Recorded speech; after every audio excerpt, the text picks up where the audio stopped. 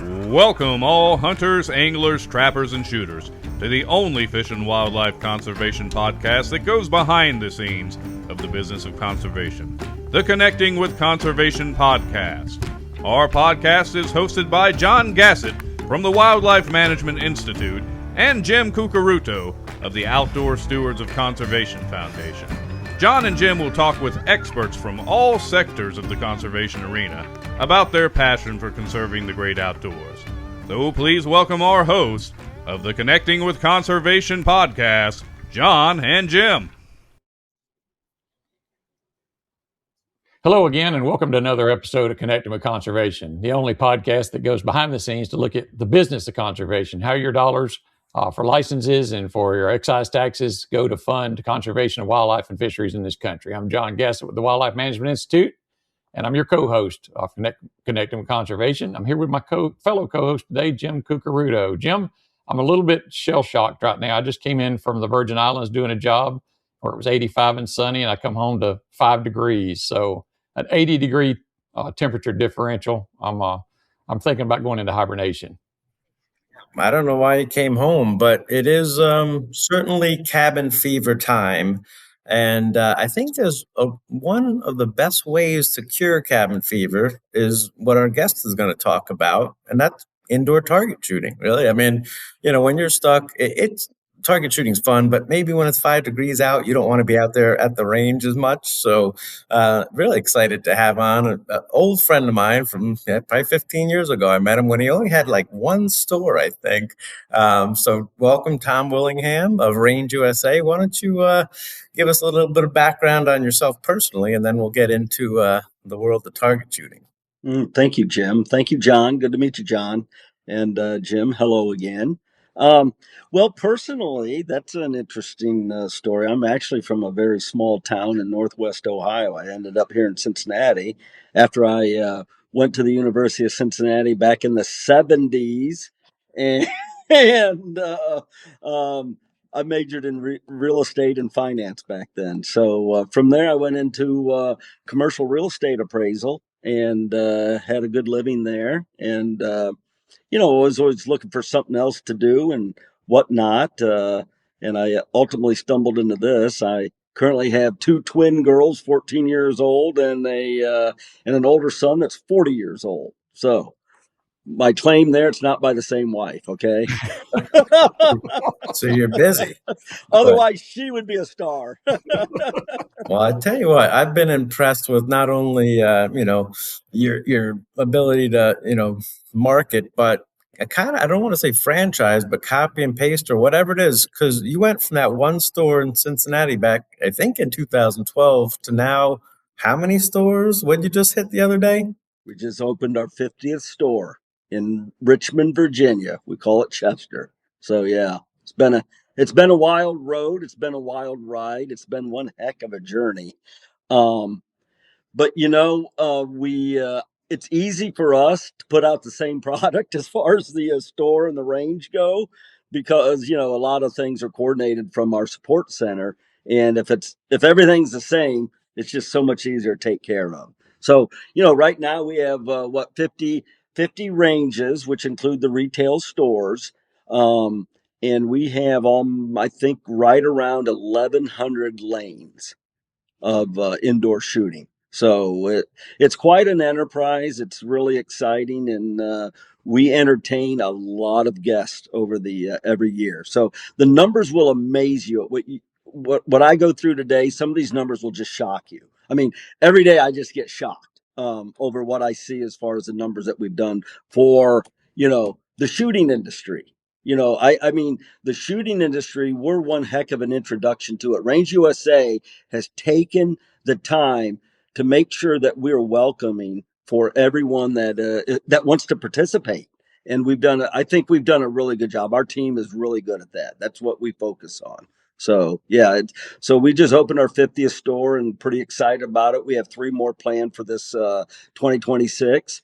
So we're self-funding these, so we can't build 10, 20 at a time, which you don't want to anyway. So it's been a good road for all of us. So, Tom, I have a question regarding placement of stores, and that's I know when businesses sort of, for lack of a better term, franchise, that may not be what you're doing, but when they open in different locations, there's a lot of market research going into that to see if there's a market there that can handle it. But there's my experience with shooting ranges coming from an agency is there's such a shortage of them anyway. It seems like if you can put one where people are, they're going to come. Is that what you're finding, or do you have places that just don't quite hit the mark yet? Well, it's a balancing act. And by the way, none of these are franchise. We're all corporate owned. So corporate owned or what are owned by us here at the Sports Center. But when we go out and select a site, okay, this is we can't compete with backyards, right? So you have or land.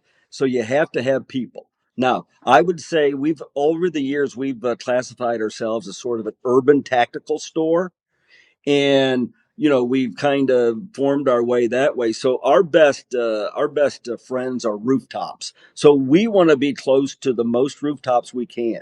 Now, one thing I always noticed before I started this, ranges were usually located out in the on the edges of everything. Well, that's kind of inconvenient. So what we try to do is locate close to a regional retail area, or even a national retail area where people are driving to anyway, because it is about convenience. And the more convenient you are, the more they're going to stop by during the year. So we look for a certain number of people. We look for a certain number of income, a certain income level, and we never go anywhere that we're not wanted. So if there's a political jurisdiction that says, no, we're not going to fight zoning, we're not going to do anything, we're going to go next door and find somebody who does want us. It's just too many resources wasted to fight, and then you get a bad name to begin with, and it doesn't pay off. We just want to be good neighbors for everyone. Yeah, that's a brilliant marketing strategy, I guess. Put the business where the customers are. Yes. That's outstanding. They, many bigger places have made a living off that. I can't argue. We follow a certain retailer around. I don't want to say who it is because it's kind of our secret sauce, but we follow a certain one around and draw concentric circles around them, and that's kind of before we used to use a site selection, and look, my background's real estate. I have a vice president of real estate, Kevin Ali. He's one of the best site finders in the entire United States, and that is not a lie. And he and I together can find sites like no other. And so we would just verify it then with a commercial database that we used. But I don't know that we even do that anymore, because it's just become pretty easy, not easy, but it's kind of repeatable to do for us. So yeah, the thing that's gotten us nowadays is the cost of everything. It's just, the land itself, as well as the construction costs, since COVID, have gone up so much that that's why we're building 3 now instead of 10, because it's a different ball game now. Well, you know how to pique my curiosity. I'm a numbers guy, and you teased me earlier about you were going to blow us away with some numbers, and I know 2012, last 15 or so, 14 or so years, there's been an explosion in target shooting, and not only the same customer, but kind of the customer base has exploded as well. So talk us a little bit about what your customers are the numbers of your customers and what they're enjoying when they come visit you. Well, when we first started this business, I think I did something a little different than most of the people that start these do. Number one, it wasn't my dream. It wasn't my hobby. It was something I thought I saw a need for. Okay. And it was not being serviced correctly. And I discovered that firsthand, and that's why the first store was built.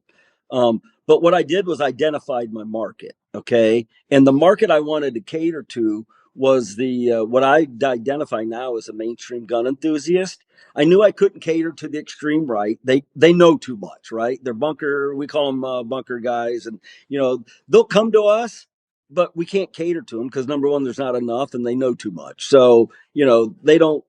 Whatever. So I wanted to cater to the big hump in the demographics, right? So Joe guy off of the street that wants to shoot guns and never had the opportunity to. I grew up in a small town. When I came to the city, there was no place to shoot firearms.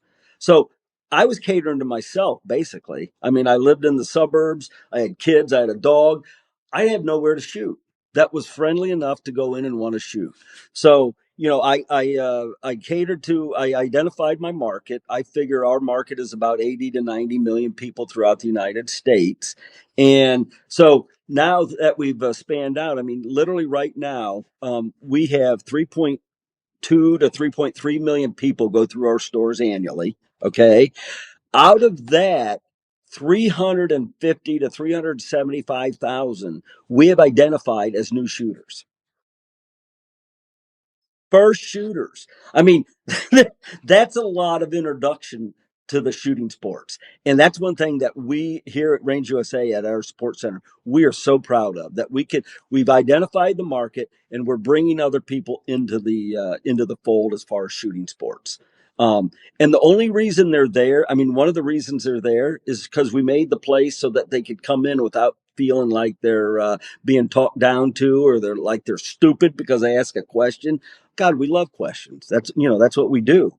And we've made it safe. You can come in our stores and look at our ranges and look at our people and say, wow, this is a safe place to shoot. So yeah, when you're doing 350,000 of new shooters a year, it's fantastic. I mean, that's a lot of people introducing to this sport. And then they go from shooting for the first time to buying a gun, to taking a class, or taking a class, then buying a gun. And then, sooner or later they get into the outdoor shooting sports. So they start shooting skeet and start shooting trap. And then the step they take next is, I'm going to go hunting. I want to go hunting. And so, they're booking a trip to go foul, shooting ducks down in Arkansas. They're doing something like that. That's our customer base. And it's really exciting to see them evolve through their journey from beginning to end. And then, with the selection we have as far as firearms and everything else we do, if you're a seasoned shooter, you want to come to our store. We have all the latest firearms. We get good supply because of who we are and how big we've become. And we pay our bills, pay them on time. And so that always goes a long way with the distributors and the suppliers. Well, So, Tom, you hit on a good point there that I want to kind of reiterate on. That's that the connection between recreational shooting at ranges and hunting, because that is a natural progression. We know that with the hunter adoption model, one of the biggest hurdles or people have to come is familiarity with the equipment. You got to know what you're doing, and a great place to learn that, whether it's a pistol or rifle or shotgun or whatever, is at a range with somebody who knows, who has some experience. So but there's $1 billion a year in excise tax that comes in from these firearms, ammunition, archery equipment, fishing equipment that pays for conservation. There are people that like to argue, well, that's actually mostly coming from non-hunters who go to shooting ranges or who buy ammunition and bury it in their backyard or whatever. And while that may be the case, that's where that money's coming from, a lot of those people are potential future hunters. And I think that gets lost in the translation a lot of time, that our agencies couldn't do what they do. Our Fish and Wildlife agencies couldn't do what they do without that money for conservation for all species. And it really, the big portion of that's coming from your customers. I would agree with that, John. That's 100% true. You talk to somebody in our stores, I mean, 1 out of 2 of them are saying, hey, you know what? Someday I'd like to go hunting, and I don't know if this is even whatever it is, but their biggest drawback for hunting, once they've come into our store and understand the equipment, is they don't have a place to hunt. That's the biggest drawback. Now, I always say, hey, if you're going to go hunting, just, if you don't have a place, save your pennies and hire, go to a facility and, walk through the field and hunt pheasant for a day. I mean, get a good feel that way. Okay. And then you can branch out from there. But that's the biggest hurdle really, is finding a place to hunt. So, but yeah, we have shotguns on our rental counter, and many, many people feel comfortable renting that shotgun first for that reason. You pull the trigger, one bullet explodes, as they would say, okay, and that's it. So many people have familiarity with shotgun when they come in. They don't have familiarity with everything else. So that's kind of the common denominator there that helps us walk them into the process of skeet shooting and then into hunting. So yeah, it's a natural progression by very much so. Yes. So yeah, like we talked about where's the connection to conservation from target shooting? And you guys just talked about it, right? The excise taxes on guns and ammo, and every time they come to one of your 50 stores and pull those triggers and buy that ammunition, they're supporting conservation. They're also supporting range development from some state wildlife agencies and hunter education and safety and smiles and all that sort of stuff. But talk about welcoming the new shooters, right? So if I've never shot a gun before and I hesitantly walk into one of your stores, what am I looking at? How am I going to be greeted? Well, if you're a first time shooter, first of all, I mean, I'll go backtrack a little bit. Most likely you're not going to come in by yourself. Okay. That's just how it goes. Most people are introduced by their dad, their uncle, their mother, somebody who has a familiarity, right? So you're going to probably most likely tag along with another shooter. Now, if you came out by yourself, and only yourself, if you've never shot before, we would not let you on the range for safety reasons. You couldn't rent a gun from us because of we find that in the NSSF, the National Shooting Sports Foundation, and the Veterans Association have done studies that you don't want to rent a gun to somebody who's coming in by themselves that has no experience. That's possible sign of suicide. So we don't do that. So if you came in by yourself, you probably wouldn't allowed to. However, we would talk to you if you were by yourself. We'd probably let you handle a firearm at the counter. We would explain to you that, hey, if you have no experience, maybe you could find somebody that does and come back with them, or you could take a personal lesson with one of our instructors. And I'm telling you what, that's probably the best experience anyone's going to get is a one-on-one for 90 minutes with one of our instructors.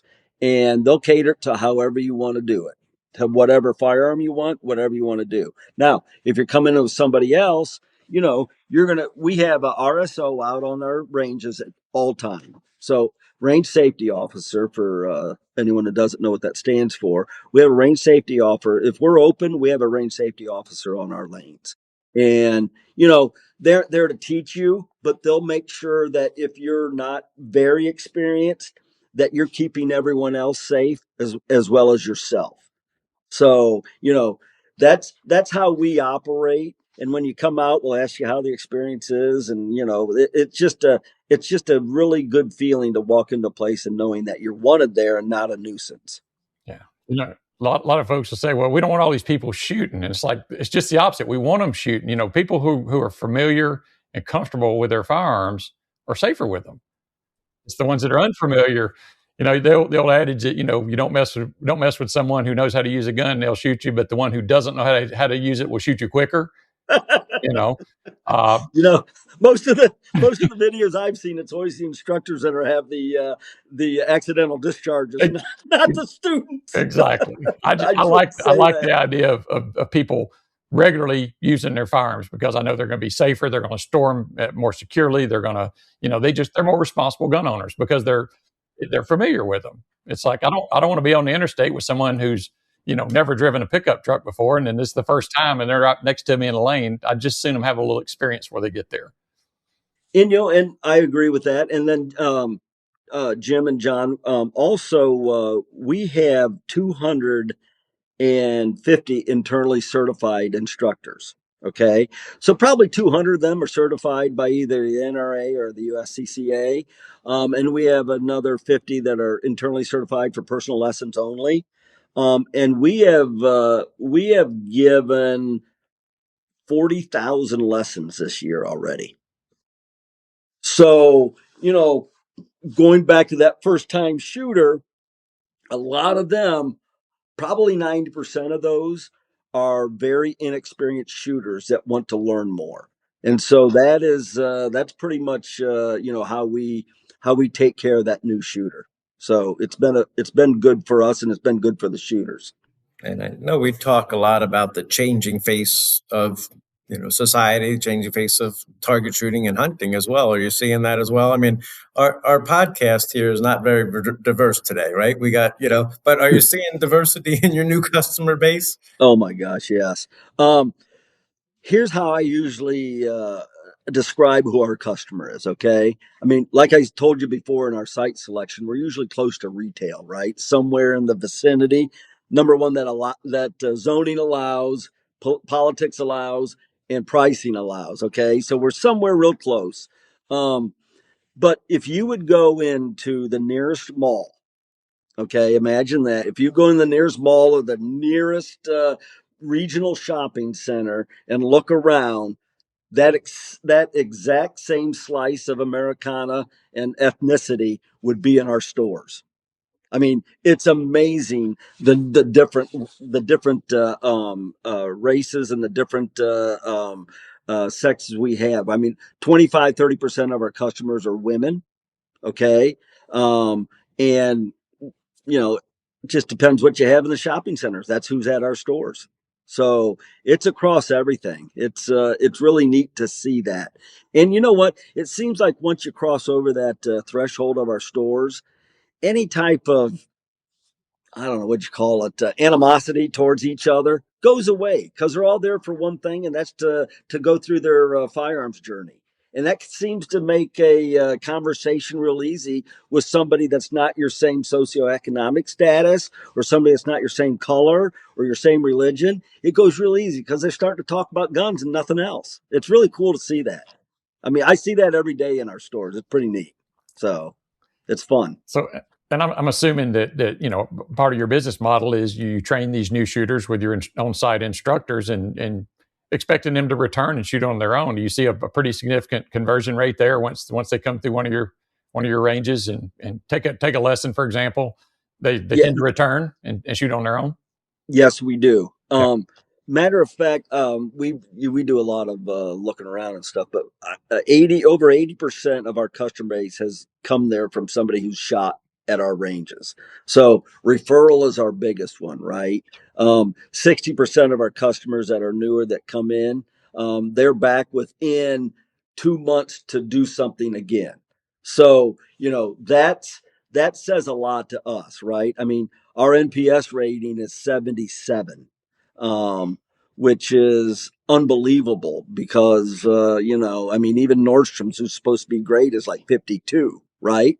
So, now I got to say, sometimes there's a very low bar, but I don't accept that. We want to do the best we can all the time, and our customers appreciate that. So yeah, we get a lot of repeat business. That's what we count on. But in order to stay healthy, we get 35% of our customer base each year are new customers to us. So if you don't have new customers, you're on a death spiral. So we always watch that figure as well. So as long as we're above 30% overall, then we feel like we're in a healthy marketing mode and we've done well in the stores. So, Tom, it sounds like you're a one-stop shop for everything. I mean, you walk in, you've got product, you got places to shoot, you got safety lessons. So, what is the main purpose people come in there for? Is it personal protection training? Is it recreation? Is it a combination? What are folks coming in for? Well, the number one reason people come in is for personal and family protection. I mean, that's what they're there for. And I don't know the breakdown on it, Jim, but I do know that's our number one. And then number two would be to sharpen your skills, right? Somebody who's already probably gone through the personal protection and family protection, they've graduated into, now I want to sharpen my skills, which kind of really goes back to the personal protection. So most of our customers, when you talk to them, why'd you come in here? Well, I wanted to learn to use a firearm because, the world's not that safe anymore. That's generally what you're going to hear. You're not hearing people come in and say, I want to learn how to use a firearm so I can get into 3-gun contests. They don't, they don't do that. So, right. It's really personal protection. There's a group that comes in, not a group, but a percentage of them that come in for what I would say stress relief, right? They come in, they don't care if they hit anything, they just want to shoot. You know, it's almost like lighting fireworks. You just want to smile when you shoot, right? There's something about smiling when you put your finger on the trigger and you shoot down the range. It just makes you giggle. So, there's a certain amount of that as well. And then there's some that come in for social reasons, right? They bring their son in. They bring their son and daughter in. We have date night that fills up. So those aren't, are they personal protection? No, it's just something else to do. So it's more of a social and recreational aspect of it as well. A lot of, I guess the second biggest group now that I mentioned it would be recreational. So you'd have your personal protection, recreational, skill sharpening, and then probably social as a result of that. Yeah. Well, and part of the message we try to spread with this podcast is that, and I used to use this a lot anytime I talk ranges with the General Assembly in Kentucky or with the committee, is I always would put a box of shotgun shells on the podium and say, you know what this is? Everybody, of course, it's a box of shotgun shells. I was like, no, that's $5 or $3.10 worth of conservation on the ground every time somebody shoots a box of those. I used to say a nickel a shell, now it's like a dime a shell. Prices have gone up, but yeah, that's your customers there that do the date night or whatever, just recreational or sharpening their skills. It's like we want them to know that every time they hear that pop and that bullet goes down range, that's another dime for conservation. They're paying, helping to buy wildlife management areas, helping to conserve species, helping to put in outdoor shooting ranges to sight in your deer rifle. We do all that with those dollars, and I just not that they may ever want to do that, but I think it gives them a better feeling that, hey, I just shot a box of shells that might have cost me $20, but $2 of that went to pay for conservation, for wildlife conservation. So, and you know what, the customer base, our customer base doesn't mind where that money goes. I mean, they would want it to go back into the industry somewhere. And you're not going to give it to private, you're not going to subsidize private industry like the ammo manufacturers or the firearm manufacturers. It's got to go somewhere. And the best place for it is into conservancy. I mean, wildlife management, all that type of stuff. And none of our customers would ever care about even if they didn't hunt. That doesn't bother them. I mean, I hate to say it, but I don't hate to say it, but 75% of our revenue is from retail sales, product sales. Okay. So, we sell a couple 100,000 firearms a year. We sell millions of rounds of ammunition a year. So, that's all going back in. The excise taxes from that are going back into your wildlife, management funds and et cetera. And nobody, that's awesome. People want that to happen. I want them to shoot more. Hey, we do too. Don't you worry. And it's important educationally. It's not just about hunting. It's about birds, bees, butterflies, pollinators. It's all managed by wildlife agencies that get a big chunk of their money from that excise tax. So, well, I think you got it figured out. We had done a lot of research on welcoming new shooters over the years, and when we talk about new customers on the state agency side, we have 3 R's. We want to recruit new ones, we want to retain the ones we have, and we want to reactivate them. But you already hit on the 3 S's for welcoming new shooters. Safety, number 1, for themselves and others around them. You got that covered. Smiles. It is fun to go target shooting, and the social aspect of it, so hey, if you're out there and you're hesitant and you don't know anybody, you can walk in and say, I'm a first timer, or don't be afraid to ask, hey, can I tag along? Can I come with you when you go to the range? Or if you're a shooter out there, bring somebody. Tom, is there anything better than having a first time person pull the trigger, hit the bullseye? What do they do? What do they do after they do that? What do they do after that? They look at me and they go, whoa, did you see that? Yes. It's a great feeling, right? Turn around. I shot a gun. So if you want that feeling, bring somebody new with you to the range. And well, Tom, you got 50 places to go to that range. So. Yep, that's it. That's exactly right. That's the reaction you get every single time, pretty much. Yes. Well, the other thing is that when we stood up archery in the schools in Kentucky, the guy that we had, Roy Grimes, who started that program here, that was his mantra, is that not every kid can dunk a basketball or kick a field goal, but every kid can shoot a bow. And you can argue that same thing with firearms. It's universally adaptable. I mean, people can do that no matter what if they have a disability or they have a restriction or something. It doesn't matter that they're not athletic. They can do this, and it's fun. They can still do that. That's exactly right. And it's fantastic that we live in a country that allows this. Number one, we have a lot of foreign travelers that if they're of a country that allows them to shoot a firearm in our country, they come to our ranges, and it's really cool to see that too. And they're like, "What? Wait, you mean we can shoot a gun? Yeah, you can. You're in the United States of America. Hell yeah, you can shoot it. Yeah." So it's kind of neat to see that aspect of it too. So, that's just kudos to our country, I guess, is what I'm saying there. America. Well, Tom, you got it all figured out. Congratulations on the success of your 50th store now. And I think we're going to have a lot of people that might want to get out of their cabin fever and go to the range now. So where can they find more information on Range USA? Well, the one place that I would direct them is our website, and it's real easy, rangeusa.com. It'll show you, you can hook to any of our locations out of that. You can shop off of it. You can schedule lessons off of it. Whatever you want to do would be on that website on rangeusa.com. That's our central data. What states are you located in right now? Oh my gosh, I knew you were going to ask. Let me take a shot at Minnesota. I'll go down. Minnesota, Wisconsin, Illinois, Indiana, Michigan, Ohio, Kentucky, Pennsylvania, Virginia, Texas, Louisiana, and Missouri. All right. Well, next time I visit John in Georgetown, we're going to have to come up and see you. Okay, I would love that. Come up. We'll have lunch and go over a couple of other things. So I appreciate it, guys. Well, Tom, thank you very much. Tom, thanks for coming on. It's been enlightening. Good to meet you virtually, and I'll have to get up there. And I'm only an hour from you. I'll have to get up there and try one of your inaugural range out one day. So yeah, please do, please do. I'll host you, and we'll have a good time. Perfect. For our listeners, take a look at the website there. Yeah, see where his locations are. Go visit one of his locations, and if you hadn't shot before, take a lesson. You might find you like it.